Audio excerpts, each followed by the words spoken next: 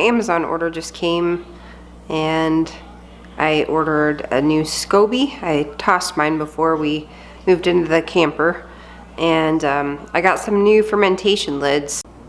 So I plan to make some kombucha and some fermented green beans and whatever else I can drum up in the fridge as far as fresh veggies go. But tonight I think I'm going to try to start a batch of kombucha, so I need to get some tea going on the stove. And the whole point of the kombucha is to boost the good bacteria in the gut. So we're going to get some black tea going on the stove so it can cool down, because I don't want to add my new SCOBY to hot tea. So for the kombucha, you'll need a 1/4 cup of vinegar only for the first batch. After you get good kombucha brew going, you can just use more of the tea, but for the first one, you'll use a 1/4 cup of vinegar, 1/2 cup of sugar. I'm just using an unrefined organic cane sugar. My kombucha SCOBY here, and then I have 4 family-sized tea bags, or you can use 10 regular-sized tea bags. All the fancy teas that are flavored, like Earl Grey and things like that, anything that has any sort of oils in them, you cannot use. So the only thing I have here, as far as a black tea goes, is these Lipton tea bags that I use for sun tea, but that'll work. Alright, so the water is boiling. I'll turn off the heat, add the tea bags, and let it steep for 10 minutes or so.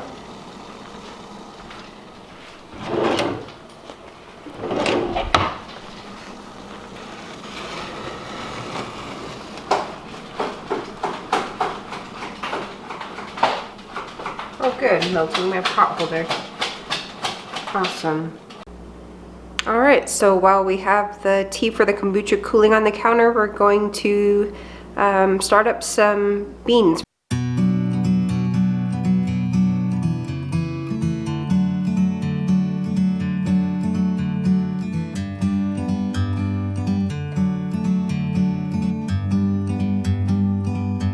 Like a bird on a tree,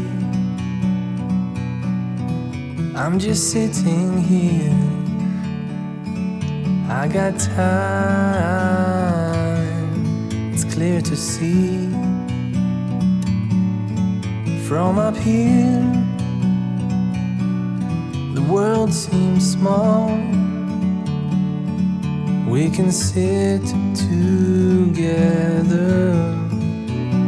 It's so beautiful, you and me. We meant to be in the great outdoors, forever free. Alright, so the gallon of tea has cooled. So I've already added the 1/4 cup of apple cider vinegar and then the starter tea that came in the plastic pack with the SCOBY. And normally you wouldn't add vinegar, but since it's my first batch, I need it to be a little more acidic so that way I can ensure that only good bacteria will grow. But it's just kind of like, it looks like a little blob of jelly, and they'll start to form layers like this. It's just kind of, my hands are clean, so normally I wouldn't mess with it like this. But you want to make sure that you use a glass vessel for the kombucha, and you do not use a metal spoon. Nothing metal should touch this SCOBY. So I'm going to go ahead and drop it in. Give it a stir. Be very gentle. So I'll go ahead and cover it with a coffee filter. You can use a woven cloth or something like that too, but just so that it can breathe. But you don't want any bugs or anything like that, or dust to get in it. And you let it set at room temp for about, I'm going to check it in 10 days. I like mine a little more sour. I'll stick a straw in there, see if it's as tangy as I want it. And when it gets to be as tangy as I want it, I'll just bottle it up in little swing top bottles. Alright, Dustin, so it's taste test time. Okay. So, the slaw made out of broccoli and carrots will go first.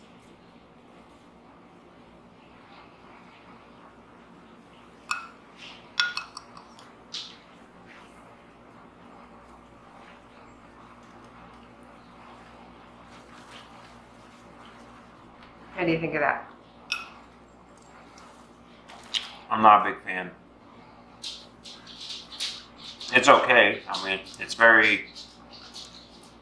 like tangy vegetables, which You need some other like spices or something in there. I don't know what it means. Let's try the fermented dilly beans. Okay.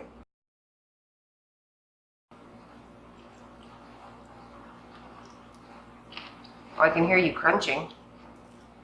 They're very crunchy. These are delicious. So it's all about the added spices and stuff for you, probably. The Are these fermented. both fermented? Yeah. Yeah, I don't know. Something about these. All right. Thank you. Mhm. Side note, so when you are fermenting or pickling garlic, it could turn blue. And don't freak out, it's still perfectly safe. And that's actually a Chinese New Year dish, is blue garlic. So after 12 days of brewing, this is what the kombucha looks like. So here is the original SCOBY. You can kind of see that weird pancake shaped thing in there. So the new SCOBY is forming on the surface of the kombucha. This is totally normal. All the weird little stringy bits and everything that come down, all of that is normal.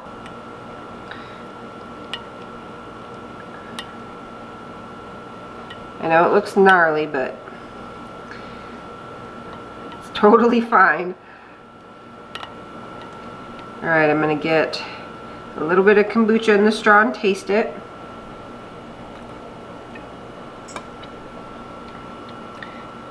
That's perfect. It's really tangy.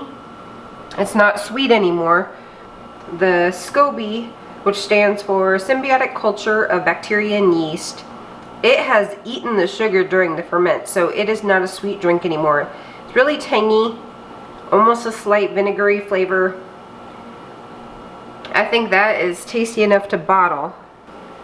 Back when I got my first SCOBY, I looked at the pricing on swing top bottles with this little mechanism here. I looked at these online, and I could buy them already filled with beer for about the same price as buying them empty, so Dustin got to drink a whole bunch of grolsch that he doesn't really care for. I could drink it just as is from this jar, or this big gallon jar, but I think it tastes better after it's had a second ferment because it gets all fizzy and carbonated. So I'm going to drop in a few little tart Montmorency cherries, and we'll give that a go. Find what works for you. If you feel like they need to be sanitized, run them through the dishwasher on the sanitized setting or something like that. So do your own research before you start fermenting on your own. So I just chopped up some dried cherries pretty fine, and there is sugar in them, but again, that'll get eaten during the second ferment. But remember, whatever goes in there has to come out, so if they plump up at all in the kombucha, it's going to be harder to get those things out. So I like to chop them up pretty fine before I put them into the bottles. Okay, so I want to just start my next batch of kombucha right away. So I am going to take about 1.5 cups of this out, and I'm going to use the new SCOBY that's formed on top.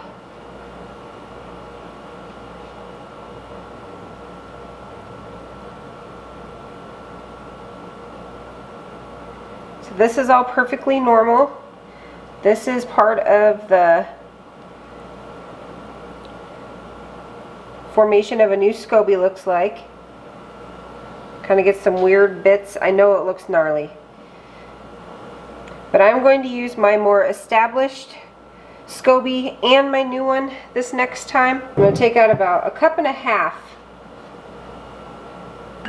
and add it to my new jar. This is for my next round kombucha. So you can do anywhere from 1 cup to 2 cups of your kombucha. Reserve it for your next batch. So I'm doing approximately 1.5 cups. But now I can bottle all of the rest of this that's left in this jar and try to take that to a second ferment. I just wash these in sudsy hot water. Same with the funnel.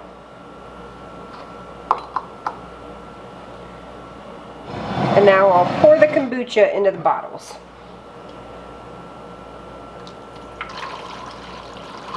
Here's a close-up of the bottles after they've been filled. They each have a couple inches headspace at the top, and I'll leave these in a dark room for about 2 days and then move them to the fridge. And in the fridge, the fermentation will slow down, but it'll still ferment in there just very slowly. So if you don't plan to drink your kombucha within, a couple weeks, go ahead and burp them so that they don't explode inside of your fridge.